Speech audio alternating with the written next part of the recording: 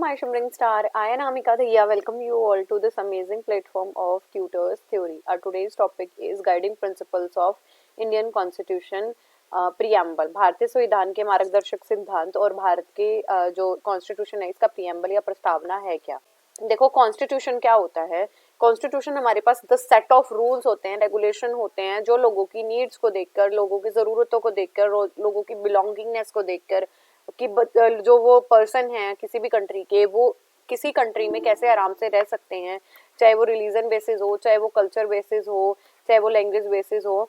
तो कुछ certain rule बनाए गए हैं, उन्हीं को हम क्या कहते हैं, कॉन्स्टिट्यूशन कहते हैं. A constitution is essentially as it denote the nature and political system of the country. पहली बात तो कॉन्स्टिट्यूशन क्या दिखाता है आपको. कॉन्स्टिट्यूशन जो है हमारे संविधान, कॉन्स्टिट्यूशन जो है हमारे देश का एक अभिन्न अंग है. एग्जीक्यूटिव बॉडी होती है जो कैसे कार्य करना उन पे ध्यान देती है, और जुडिशरी हमारी न्याय प्रणाली पे भी ध्यान देती है. अगर कोई भी अनजस्टिस होता है तो उसको जस्टिफाई करने के लिए हम कॉन्स्टिट्यूशन का सहारा ले सकते हैं. सो कॉन्स्टिट्यूशन एसेंशियल डिनोट करता है हमारी पॉलिटिकल सिस्टम कैसा है. मोनार्की तो नहीं है, मोनार्की है या फिर रिपब्लिक है हमारी कंट्री. मोनार्की होती है जब किसी का राजशाही होती है, किसी एक का अधिकार होता है. मोनार्की मोनो वर्ड से बना है. मोनो का मतलब होता है किसी एक का. और जब बात करते हैं हम किसकी, रिपब्लिक की, तो रिपब्लिक क्या करता है, डेमोक्रेसी की बात करते हैं. नेक्स्ट है इंडियन कॉन्स्टिट्यूशन. इंडियन कॉन्स्टिट्यूशन में 395 आर्टिकल्स हैं और 11 शेड्यूल्स हैं, और दोनों सेंट्रल और स्टेट गवर्नमेंट इन पे कानून बना सकती है. तो देखा जाए तो जो भारत का कॉन्स्टिट्यूशन है वो वर्ल्ड का सबसे जो लेंथीएस्ट कॉन्स्टिट्यूशन है वो है. So it lays down fundamental right. और हमारे कॉन्स्टिट्यूशन में हमारे सेफ गार्ड्स दिए गए हैं. कैसे कोई अगर हमारे मानहानि करता है या कोई भी ऐसी चीजें करता है जो अगेंस्ट होती हैं तो हम उसके खिलाफ आवाज उठा सकते हैं with the law of constitution.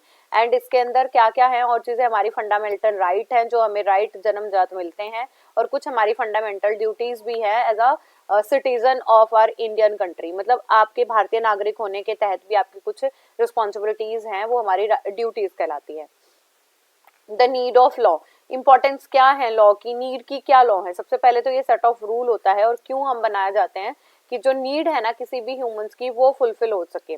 Fulfil होने के साथ कि आपको किसी भी एनवायरनमेंट में एडजस्टमेंट कैसे करना है. If you want to leave your life fullest, आप अपनी जीवन बहुत अच्छे से जीना चाहते हो तो आप कौन कौन सी चीजें करोगे, आपके कस्टम्स क्या हैं, आपके बिलीव्स क्या है, आप कौन सी प्रैक्टिसेस हैं, आप उन्हें फॉलो करोगे. तो फर्स्ट मैंने आपको यही बताया कि जो लॉ है रूल्स एंड रेगुलेशन में बांध के लोगों को अपनी लाइफ में एडजस्ट करने में हेल्प करता है, एडजस्टमेंट करने में हेल्प करता है, और अपनी जीवन को अच्छे से जीने में हेल्प करता है. और जो भी हमारे सोशल इविल्स हैं लाइक अनटचेबिलिटी हो गई, डॉवरी सिस्टम हो गया, एल्कोहलिज्म हो गया, गैम्बलिंग हो गया, इन्हें कैसे रोक सकते हैं, by in force of law.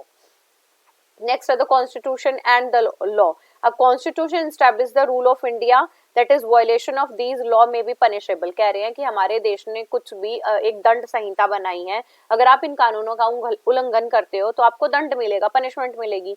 सो अगर कोई भी इन रूल्स को तोड़ता है, चाहे वो किसी कास्ट से, किसी कैटेगरी से, किसी भी जेंडर से है, तो उसे पनिश किया जाएगा. और लॉ बनाने का ये भी रीजन रहा था कि हमारे सोशल जो इवल्स हैं उन्हें हटाया जाए. मतलब डाउरी सिस्टम, मैंने एग्जांपल दिया आपको कि जो भी हमारे समाज को गंदा कर रहे हैं, हमारे समाज में हीनता की भावना फैला रहे हैं, हम उन्हें हटा सके. सम इम्पॉर्टेंट लॉज थे. डॉवरी प्रोहिबिशन 1961 में, द बॉन्डेड लेबर सिस्टम 1976 में, प्रोटेक्शन ऑफ ह्यूमन राइट 1993 में, एंड डिसेबिलिटी एक्ट आया था 1995 में. सबसे पहले सेल्फ डिटर्मिनेशन, एक जो नागरिक है उन्हें सेल्फ डिटर्मिन्ड बनाया जाए, दृढ़ निश्चय बनाया जाए, सोशल लेवल्स को खत्म किया जाए, राइट्स बताई जाए, और लोगों के अंदर ट्रू स्पिरिट ऑफ नेशनलिज्म की भावना जो है, अपने देश के प्रति प्रेम है, उसकी भावना को जागृत किया जाए. तो ये हमें एक फ्रेमवर्क प्रोवाइड कर रहा है. अब बात आती है प्रीएम्बल की. तो आई थिंक आपको ये समझ आ गया होगा कॉन्स्टिट्यूशन क्या होता है. Law of set of role है, और हमारे देश में 395 आर्टिकल्स हैं, 11 हमारे शेड्यूल्स है, और हमारा जो कॉन्स्टिट्यूशन है इंडिया का, उस पे स्टेट सेंट्रल दोनों गवर्नमेंट लॉ बना सकती हैं. दूसरी चीज ये बताई मैंने आपको कि ये हमारे वर्ल्ड का पूरे वर्ल्ड में सबसे लेंथीएस्ट कॉन्स्टिट्यूशन किसी का है तो वो भारत का है.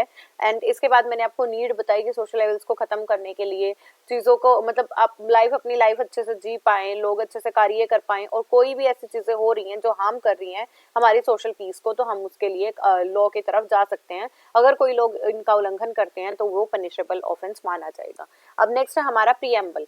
प्रीएम्बल क्या होता है, देखो किसी भी चीज को स्टार्ट करने से पहले आपको एक पूरी इंट्रोडक्टरी चीजें दी जाती हैं, तो ऐसे ही हमारे कॉन्स्टिट्यूशन का पूरा प्रीफेस और इंट्रोडक्शन दी गई है, उसे आप प्रीएम्बल बोलते हो। It highlights the goal and the aspiration of Indian people, और ये भारत के लोगों की लक्ष्य और आकांक्षाओं पे प्रकाश डालता है। ये हमारा क्या है, प्रीएम्बल है। तो कॉन्स्टिट्यूशन ऑफ इंडिया में the people of India sovereign democratic Republic है, जस्टिस, लिबर्टी, इक्वालिटी, फ्रेटर्निटी, ये हमारे कॉन्स्टिट्यूशन ने हमें दिए हुए हैं। अब सोवरेन क्या होता है, सोवरेन मीन्स होता है कि India now it is independent है, किसी एक्सटर्नल अथॉरिटी के अंडर काम नहीं कर रहा है इंडिया। सोशलिस्ट का मतलब होता है समाजवादी, हमारी देश हमारा कंट्री ऐसे काम कर रही है कि लोग जो हैं सामाजिक हो, सोशलाइज हो, एक सोसाइटी में अच्छे से रह पाए, चाहे वो गरीब है, चाहे अमीर है, चाहे किसी कास्ट का है। अब बात आती है सेक्युलरिज्म की। सेक्युलरिज्म होता है धर्मनिरपेक्षता, हर एक रिलीजन को एक सी ही इक्वालिटी प्राप्त है। डेमोक्रेटिक, लोगों के द्वारा, लोगों से ही हमारी जो हमारे लीडर हैं वो चुने जाते हैं। रिपब्लिक का मतलब होता है कि यहाँ पे मेंबर जो है इलेक्टेड हैं, ना कि किसी की मोनार्की है या किसी का एकाधिकार है। इसके बाद जस्टिस की बात करूं तो जस्टिस होता है हमारा न्याय। न्याय हमारे जो कंट्री है वो सबको इक्वल न्याय देती है, चाहे अगर कुछ कुछ परसेंट रिजर्वेशन है जैसे कि हमारे शेड्यूल कास्ट या शेड्यूल ट्राइब्स में, नहीं तो सबको हमारे कॉन्स्टिट्यूशन के सामने एक सा ही रखा जाता है। लिबर्टी, सबको फ्रीडम है अपनी ओपिनियन बताने की, अपना पाथ चूज करने की, अपना धर्म चूज करने की। इक्वालिटी, हर एक citizen before law, all citizen are equal, किसी का कोई भी डिस्क्रिमिनेशन नहीं होगा। फ्रेटर्निटी, भाईचारा बना के रखेंगे, हम सब एक दूसरे के ट्रेडिशन में, कल्चर में, लैंग्वेज में ब्रदरहुड बना के रखेंगे। अब बात आती है the directive principle of state policy. यहाँ तक मैंने आपको कॉन्स्टिट्यूशन के बारे में बताया, अब मैं बताऊंगी डीपीएसपी। सो जब भी जिन्होंने भी हमारे कॉन्स्टिट्यूशन लिखे थे तो उन्होंने ये बताया था कि जो इंडिया कंट्री है उनकी यूनिटी बनी रहे, और इंडिपेंडेंस के बाद भी किसी भी प्रकार का कोई भेदभाव ना हो, चाहे वुमेन है, चाहे बच्चे हैं, या कोई भी शेड्यूल कास्ट या शेड्यूल ट्राइब से है। तो इन्होंने कुछ गाइडलाइंस क्रिएट की हैं, मतलब कुछ ऐसे सिद्धांत क्रिएट किए हैं जिनको हमें फॉलो करना ही है। और जैसे ही हमारी कंट्री पावर में आ गई थी, ये गाइडलाइंस हमारे क्या हो गए थे, फॉलो होने स्टार्ट हो गए थे।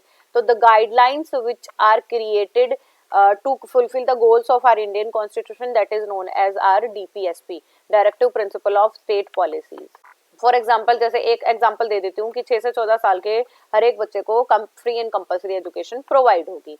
Before presenting DPSP, constitution have made clear that कुछ प्रोविजंस बनाए हैं कि जिनके ऊपर हमारे फंडामेंटल, मतलब हमारे कुछ मौलिक अधिकार मिलेंगे हमें, तो उनकी लॉ को भी कोई ब्रेक नहीं कर सकता। और डीपीएसपी के तहत आप अदालतों में भी नहीं जा सकते, मतलब आपको ये फॉलो ही करने पड़ेंगे। Certain principle policy to be followed by the state, मतलब कुछ पॉलिसी है जो सब सिटीजन को फॉलो करनी है, मतलब ऑल सिटीजन, चाहे मैन है वीमेन है, इक्वल राइट है अपनी लाइवलीहुड कमाने का, सबकी ऑनरशिप रहेगी अपने मटेरियल पे, मतलब ये आपका घर है तो ये आपका ही घर है। Operation on the economic system does not result in concentration of wealth, means production of common determinants. कोई आर्थिक प्रणाली के परिणाम स्वरूप आप किसी भी चीज को संकेंद्रित नहीं कर सकता है, मतलब उसका केंद्रीकरण नहीं कर सकता, आपसे कोई धन छीन नहीं सकता है। सबको इक्वल पे मिलेगा, चाहे वो लेडी है या जेंट्स है, मैन है या वुमेन है। और that the health strength of worker, man, tender, child abuse, कोई भी अब्यूज नहीं कर सकते हो आप किसी के भी खिलाफ, ना किसी को फोर्स कर सकते हो किसी काम को करवाने के लिए। जैसे पहले समय में आपने सुना होगा बंधुआ मजदूर हुआ करते, मतलब वो कुछ ऋण ले लेते थे तो उन्हें पूरी जिंदगी उनका काम करना पड़ता था, बट ये भी अब नहीं है। दूसरा, the children are given opportunity, सभी बच्चों को पढ़ाई की पूरी अपॉर्चुनिटी मिलेगी, और बच्चों के लिए कुछ एक्ट्स भी बनाए गए हैं कि वो उन्हें फॉलो भी करने पड़ेंगे, मतलब बच्चों के लिए हैं कि बच्चों के साथ अगर कोई भी वायलेंस हो रहा है तो वो भी चैलेंज किए बच्चे जो है अपना जस्टिस मांग सकते हैं। अब बात आती है ऑर्गेनाइजेशन ऑफ विलेज पंचायत। हमारे कंट्री में बहुत सारे विलेजेस हैं, तो विलेज की भी अपनी अथॉरिटी एंड पावर्स होंगे और उनके फंक्शनिंग भी होंगे। इसके बाद है right to work to education and public assistance in certain cases. यहाँ मतलब है कि आपको पूरी फ्रीडम है कि आप कोई भी कार्य अपनी वोकेशनलाइजेशन के, अपने व्यवसाय कमाने के लिए कर सकते हो। Free and compulsory education provide होगी, एंड कुछ आपकी जो प्रॉपर्टी है अगर वो पब्लिक अलायंस के अंडर नहीं आती है तो वो प्रॉपर्टी भी आपकी रहेगी। ओल्ड एज पेंशन की भी बात की गई है। Provision for justice and human conditions for work and maternity leave, और जैसे काम, अगर कोई लेडी काम कर रही है तो उसे उचित रिलीफ भी मिलेगी। मान लो कोई बीमार हो गया है तो अगर वो मेडिकल सर्टिफिकेट देता है तो भी उसे कोई कंपनी काम से नहीं निकाल सकती, और ऐसे ही अगर कोई लेडी प्रेग्नेंट है या आफ्टर कंसेप्शन या आफ्टर बर्थ वो अपनी मैटरनिटी लीव ले सकती है। अब बात आती है लिविंग वेजेस। यहाँ पे जीवन निर्वाह के लिए कुछ भी कार्य कर सकते हो आप, चाहे वो इंडस्ट्री है, इकोनॉमिक है, वर्किंग है, और भी काम कर सकते हैं, एम्प्लॉयमेंट है, जॉब्स हैं, तो सबको अपॉर्चुनिटी मिल रही है कि सब अपना लिविंग वेजेस कमा सकते हैं। यूनिफॉर्म सिविल कोड कि यहाँ पे ये बात हो रही है नागरिकों के लिए समान अधिकार संहिता पूरे राज्य में through out the territory of क्या इंडिया हम सबको एक ही नागरिक संहिता के अंदर बांधा जाएगा। यूसीसी बोलते हैं यूनिफॉर्म सिविल कोड। अब तो ये भारत में लागू होने भी जा रहा है। Provision of early child care and education to the children below the age of 6, मतलब ईसीसी की बात की गई है। ईसीसी की बात की गई है, provision of what, early child care education. इसके बाद है promotion of educational and economic interest, जो हमारे वीकर सेक्शन हैं, जो अच्छे से कार्य मतलब जिनको आगे बढ़ने के लिए रोका गया था पहले, अब उनके लिए और भी रूल्स बनाए गए, उन्हें रिजर्व कैटेगरी के अंडर डाल दिया गया है कि वीकर सेक्शन जो है वो भी अपने इंटरेस्ट के अकॉर्डिंग अपनी पढ़ाई कर सकते हैं। नेक्स्ट है duly of the stage of raise the level of nutrition, और पब्लिक हेल्थ सर्विसेज के द्वारा आपकी जो खाने पीने की स्टैंडर्ड है, न्यूट्रिशियस वैल्यू है, उसे एंडेवर किया गया है, और कुछ ऐसे कंजम्पशन है जिन्हें रोकने के लिए प्रोहिबिट कर दिया गया है। Then organisation of agriculture and animal husbandry, आप अपने चीजें कमाने के लिए, मतलब अपनी जीविका कमाने के लिए एनिमल हस्बेंड्री का भी सहारा ले सकते हैं, एग्रीकल्चर का भी सहारा ले सकते हैं, और हमारी जो कंट्री है वो अच्छे मॉडर्न और साइंटिफिक वेज भी प्रोवाइड कर रही है कि आप कैसे इनका और अच्छे से फायदा उठा सकते हो।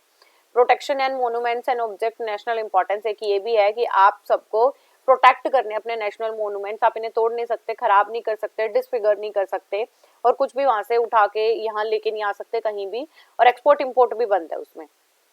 Separation of judiciary from executive, न्यायपालिका को कार्यपालिका से अलग करना, मतलब हमारी जो फंक्शनिंग जुडिशरी है वो अलग है, और जो हमारी न्यायिक जुडिशरी है वो बिल्कुल अलग है, एग्जीक्यूटिव जुडिशरी से बिल्कुल अलग है।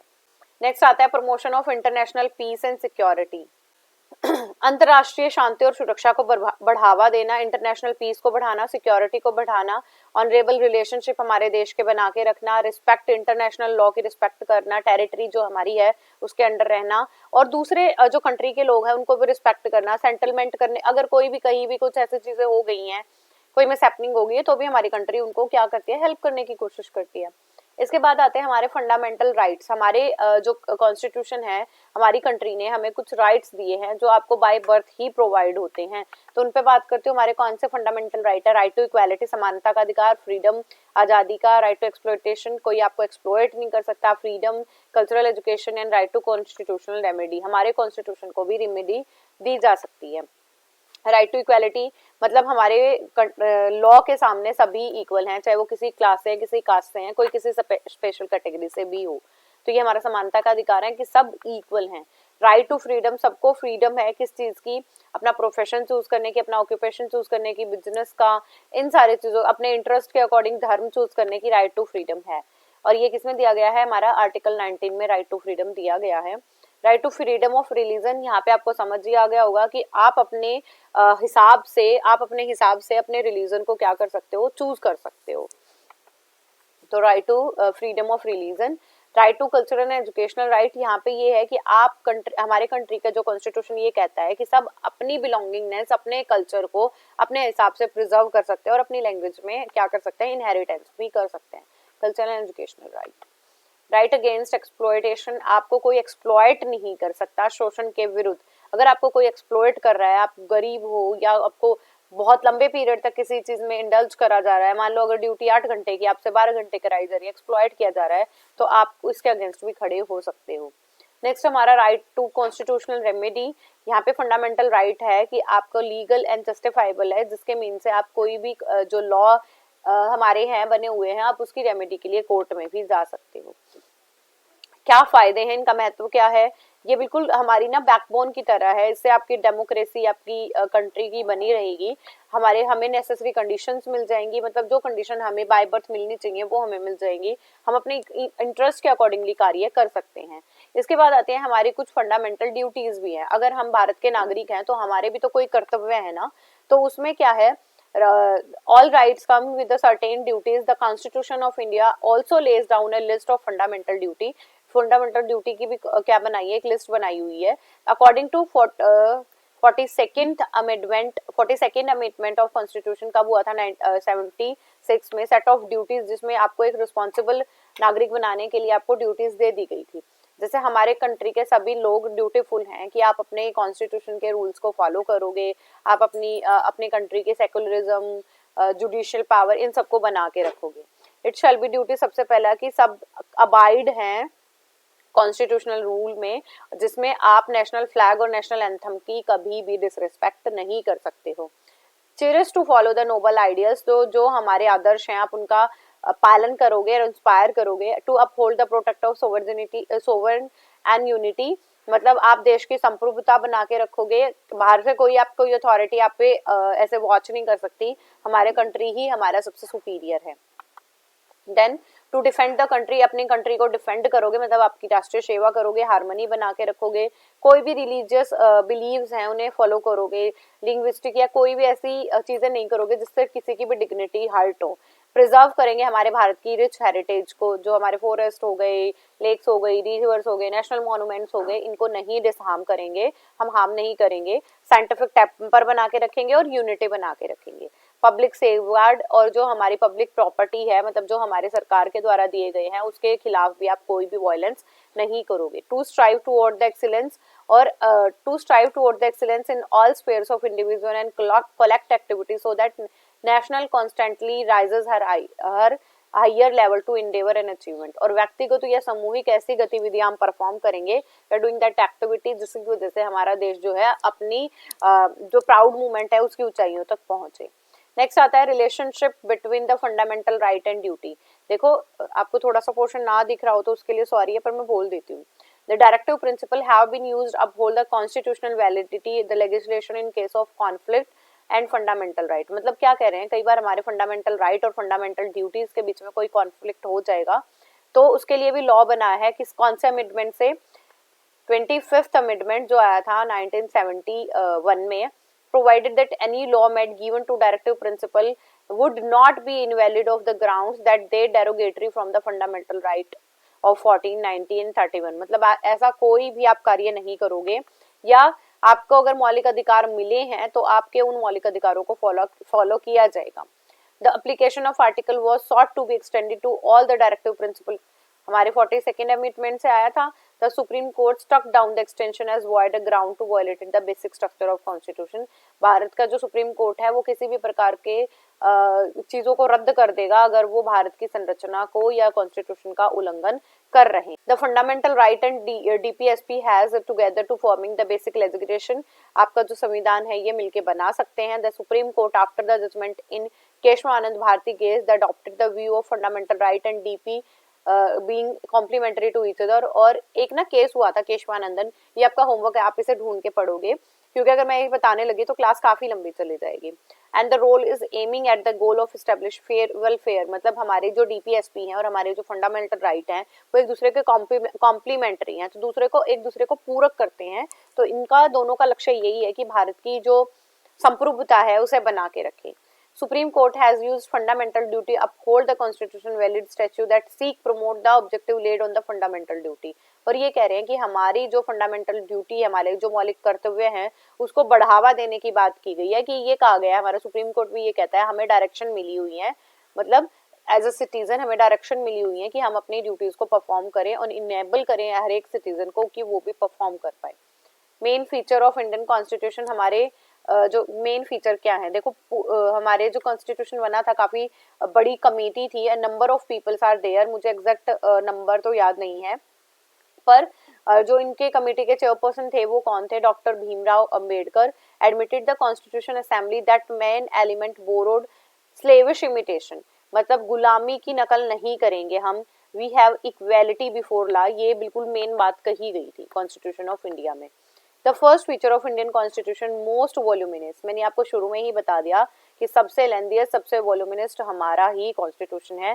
395 आर्टिकल्स हैं, सेवरल शेड्यूल्स हैं, 11 शेड्यूल्स हैं इसके अंदर, 60 ऑड अमेंडमेंट्स, बहुत सारे अमेंडमेंट्स हो चुके हैं और अभी भी बहुत अमेंडमेंट हो रहे हैं। The great bulk of Indian constitution due to several factor क्या है, सबसे पहले our founding fathers borrowed great in constitution principle, हमारे जो फोर फादर्स है वो बहुत अच्छे कॉन्स्टिट्यूशन को फॉलो करते थे और इसका ये भी था, इसका एक रीजन ये भी है कि हमारा जो कॉन्स्टिट्यूशन है ना, काफी कॉन्स्टिट्यूशन से लिया गया, काफी कंट्रीज के कॉन्स्टिट्यूशन से। यूएसए जो डायरेक्टिव प्रिंसिपल है वो आयरिश जो कंट्री है वो कॉन्स्टिट्यूशन से लिया गया है। जर्मन कॉन्स्टिट्यूशन से इमरजेंसी के बारे में बात की गई है।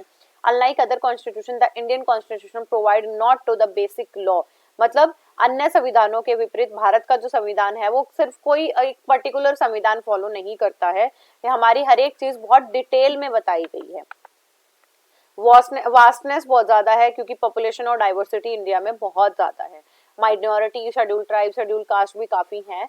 फाइनली द इंडियन कॉन्स्टिट्यूशन अमोनियबस कॉन्स्टिट्यूशन, मतलब यहाँ क्या है, सर्वव्यापी है, सबके लिए है, सेम टाइम पे सारी चीजें एक साथ ही फॉलो की जाएंगी। दूसरा मेन फीचर इसके अंदर क्या है, यूनियन ऑफ स्टेट, मतलब राज्यों के संघ की बात की गई है, राज्यों फेडरल जुडिशियल है और कैसे हमारे स्टेट कार्य करते हैं, उसके बाद पंचायती राज कैसे काम करता है, वो चीजें भी इसके अंदर बताई गई हैं। एक और फीचर क्या है इंडियन कॉन्स्टिट्यूशन का, provides parliamentary form of government, हमारे यहाँ पे पार्लियामेंट ही गवर्नमेंट फॉर्म करती है जिसमें लोकसभा और राज्यसभा है, और अगर मैं स्टेट पे बात करूंगी तो वो हमारे क्या है, विधानसभा है। बेटा इतना ज्यादा डेप्थ में आपको नहीं जाना है, मैं जो फीचर बता रही हूँ आप सिर्फ उनका ध्यान रखना। Fourth feature of Indian constitution that India has a written constitution which is a federal necessity, हमारे इंडियन का कॉन्स्टिट्यूशन जो है लिखा हुआ है, तो ऐसे कोई भी मतलब फॉर्मली चीजें इनफॉर्मल चीजें नहीं है, फॉर्मली चीजें फॉलो की गई हैं। Fifth important feature Indian constitution का, that like any modern written constitution has preamble, सबसे पहले हमारे देश का प्रीएम्बल है जिसमें सोवर्निटी, यूनिटी, सेक्युलरिज्म इनकी बात की गई है। जस्टिस, फेटर्निटी, ये सारे हमारे प्रीएम्बल में ही गिवन है। सिक्स्थ फीचर है फंडामेंटल राइट की गारंटी देता है। एंड हमें सेवंथ ये है the taking cue to Irish constitution provides a number of directive principle, हमारे पास कुछ गाइडलाइन मिली हुई है, हमें उन गाइडलाइंस को फॉलो करना है। सेक्युलरिज्म की बात हो रही है, और जो इंडियन कॉन्स्टिट्यूशन है वो क्या करता है, डबल सिटीजन की बात नहीं करता है। इंडियन कॉन्स्टिट्यूशन में आप एक ही सिटीजनशिप मिलेगी, वो आप इंडियन पीपल कहलाओगे। So it is all about our today's topic. मैंने इस टॉपिक में आपको डीपीएसपी के बारे में बताया है और पूरे कॉन्स्टिट्यूशन के बारे में बताया है, इसकी नीड क्या है, क्या हमारे कॉन्स्टिट्यूशन के फीचर्स हैं, ये भी मैंने आपको बता दिए, हमारी फंडामेंटल राइट कौन कौन से हैं। आई होप आपको ये सेशन समझ आ गया है। If you have any kind of query तो आप मुझसे कमेंट करके पूछ सकते हैं। So it is all about our today's topic. Keep going, keep growing and keep learning my dear students. Also don't forget to hit the like button. Bye bye, take care.